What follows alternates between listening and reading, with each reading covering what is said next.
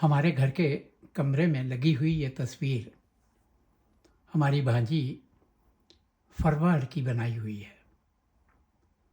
فروا بنیادی طور پہ مصور ہے، آج کل دبئی میں مقیم ہے اور استاد بھی ہے۔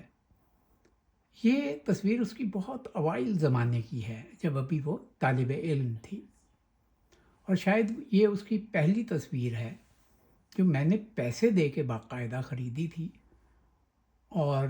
اس وقت اسے یہ نصیحت بھی کی تھی اور تنبیہ بھی کہ اپنی تخلیق کسی کو کبھی بھی مفت مت دینا۔ تخلیق جب مفت دی جاتی ہے تو وہ تضحیک بن جاتی ہے، وہ چاہے کتاب ہو تخلیق میں آپ کی، مصوری میں آپ کی تصویر ہو، یا تھرکتے ہوئے پاؤں کا رقص ہو۔ یہ تصویر آج میں نے آپ کو اس لیے دکھائی کہ اس تصویر پر میرا ایک شعر صادق آتا ہے، اور وہ شعر شاید پچھلے برس یا اس سے پچھلے برس میں نے سوشل میڈیا پر اس تصویر کے ساتھ یوں لگایا تھا: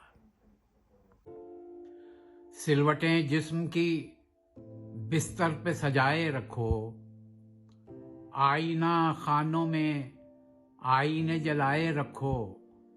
کیا خبر کون سے لمحے میں دعائیں ہو قبول، آسمانوں کی طرف ہاتھ اٹھائے رکھو۔